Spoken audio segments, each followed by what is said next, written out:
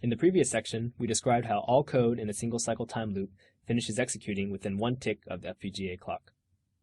By the end of this module, you will be able to use FPGA clocks to determine the execution time of the individual VIs and functions on an FPGA VI block diagram. Okay, so let's talk about using FPGA clocks. So if we take a look at this code on the left, that code, if it's outside of a single cycle time loop, is going to require 5 clock ticks. Okay, so no matter what, that code will always require 5 clock ticks. However, how long does one clock tick take? So how many seconds is one clock tick? Well, if you look at the time of a clock tick, it equals 1 divided by the clock frequency. So the default FPGA clock frequency depends on the hardware. For example, for R series and for C-RIO, the default clock frequency is 40 megahertz. So that's how you know if you're using something with a 40 megahertz default FPGA clock, the time for that is 1 divided by 40 megahertz, which equals 25 nanoseconds. So that would be the time of a clock tick. However, if you alter the clock frequencies, you'll also alter the execution speed of the FPGA code, because by altering the clock frequency, you're also altering the time of the clock tick. So FPGA clocks, they're going to determine the execution time of the individual VIs and functions on the FPGA VI block diagram. So in this section, we're going to talk about a couple different types of FPGA clocks. We're going to talk about base clocks, derived clocks, and also top-level clocks, and the purposes of each one. So here we have the FPGA base clock. Okay, so the FPGA base clock is the digital signal existing in hardware that you can use as a clock for an FPGA application. So FPGA targets have an onboard clock. As we see on this screenshot on the right-hand side, the FPGA base clock here is the 40 megahertz default onboard clock. Now from your base clock, you can create derived clocks. So let's say you needed to create a clock that wasn't 40 megahertz. Maybe you need something that's 80 megahertz or 200 megahertz or something like that. Well, you can right-click your base clock and then select New FPGA Derived Clock, and you can get some other frequencies that are derived from your default clock, but you can set them to other frequencies. Okay? And the purpose of creating these derived clocks is you can use them as clocks in different parts of your FPGA application.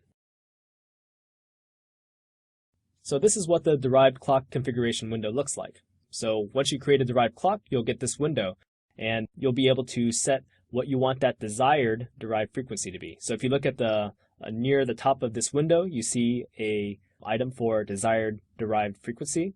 Here you can put something like 80, and then what you want to pay attention to is in the middle section, you'll see what the derived frequency actually ends up being. So in this case, we have a desired frequency of 80, and we are actually able to derive that exact frequency of 80. So sometimes it's not going to match up, and what this window and FPGA will do is it will try to get as close to your desired derived frequency as it can, and we'll take a look at this again later. Okay, so now let's talk about the top-level clock. So the purpose of the FPGA top-level clock is that it's going to be the clock that the FPGA VI uses outside of single-cycle time loops. Okay, so this will control the execution rate of the code outside of single-cycle time loops. For example, if it's in a while loop or if it's just off on the block diagram by itself. The default top-level clock is going to be your onboard FPGA clock. So if we look at this project on the right, it's for an R series board. If you take a look at that and you don't change anything, the default top-level clock is going to be that default 40 megahertz onboard clock that you see in the project. However, if you want to change this top-level clock, you can right-click your FPGA target and go to Properties. So let's jump into LabVIEW and see what this looks like. Okay, so let's take a look at clocks in LabVIEW. So if we're here under our FPGA target, in this case we have an R series board, notice that our default clock is going to be our 40 megahertz onboard clock. However, let's say I wanted to create a derived clock. Let's say I needed a clock in my application to run at 80 megahertz. Well, I would select my default clock. I would right-click it, and then select New FPGA Derived Clock. And once I've selected that, it's going to open this window. And notice here, I'm able to get a derived frequency. So let's say I wanted a 100 megahertz clock. I would select that, and notice as I set that up, it'll say the derived frequency over here. So this is the actual derived configuration. So here I'm requesting 100 megahertz, And notice that the derived frequency, it was actually able to get 100 megahertz, okay? And it does that by deriving it from my parent frequency here of 40 megahertz. Now let's say I try something like maybe 82. Notice that I'm trying to get 82, but based on the parent frequency and these multipliers and divisors, I'm not able to get exactly 82. However, it's going to try its best to get something close. So in this case, it would actually be a derived frequency of 82.666666667. Okay. So what I'm going to do right now is I'm just going to change this to 80. And notice that I can get exactly 80. And it's going to tell me the derived period that's associated with that. And I'm going to click OK. So notice now, if I go to my clock and I expand it, I have the 40 megahertz clock, but I also have a derived clock of 80 megahertz. Okay.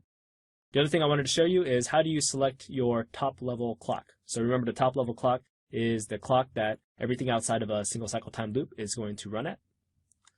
So by default, it's just going to be your default 40 megahertz. But if I wanted to change it, I can right click my FPGA target, go to properties. And over here, there's a category called top level clock. I'll select that. And notice by default, it's just using the 40 megahertz onboard clock. If I wanted to, I could actually tell my FPGA VI everything outside of single cycle time loops to run at 80 megahertz. However, this is not such a good idea. Usually you want to keep it on 40 megahertz and or on the default 40 megahertz onboard clock. And we'll talk about that more in the next section. Okay, let's talk about changing the FPGA top level clock rate. So one thing to keep in mind is most LabVIEW FPGA functions are designed to compile successfully at clock rates of 40 megahertz. So this is why the default FPGA top level clock is just that default 40 megahertz clock. So not all FPGA VIs will successfully compile with faster clock rates. So for example, if I was to change that FPGA top level clock to like 80 megahertz, then I might expect that some of those FPGA VIs that the functions that I've used that formerly were able to successfully compile, some of them might not be able to compile anymore because those functions weren't necessarily designed to compile at clock rates of 80 megahertz. So if you set this up and you run a compile and there's parts of your FPGA VI that are requesting rates that are higher than it can support, the compile will fail and report the failure if the clock rate is too fast for the FPGA VI. So now let's talk about using FPGA clocks with single cycle time loops. So what you can do is you can configure a single cycle time loop to use a specific FPGA clock as its timing source. Okay, so what that's saying is if I have a time loop, the way that I would configure this is I would double click that input node and I would get that window that shows up here on this screenshot. Okay, so as I'm configuring it, I can actually select a timing source. And if I was to select that 80 megahertz derived clock there and clicked OK, then that means everything in that single cycle time loop would try to execute within one clock tick of an 80 megahertz clock. Okay, so an 80 megahertz clock is going to have a associated period of 12.5 nanoseconds. That means everything in that single cycle time loop needs to finish executing within 12.5 nanoseconds. Okay, so that's how you can determine and specify how fast you want a single cycle time loop to execute. If you don't specify a specific clock, the single cycle time loop will just use the default timing source of the top level clock. So again, all code inside a single cycle time loop must finish executing within one cycle of the selected timing source for that FPGA VI to compile successfully. So if we take a look at this bottom picture, we see that we have a single cycle time loop, and notice that on the left side that it's been configured to use a 80 megahertz clock. Okay, so that means all the code inside that time loop must be able to execute within one clock tick of that 80 megahertz clock. And if the code in there can't possibly execute that fast and finish executing within that one clock tick, you're going to get a failed compilation when you try to compile this VI. Okay, so let's summarize what we've talked about for these FPGA clocks.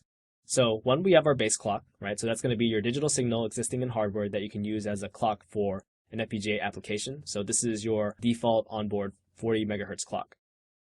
Well, if you want to create other clocks besides that, you can create derived clocks. And these are created from your base clock, and you can create clock frequencies that are different. So for example, instead of just the 40 megahertz, you can create an 80 megahertz, 100 megahertz, and things like that. Okay, and you can use these derived clocks in other parts of your application, such as the timing for a single cycle time loop.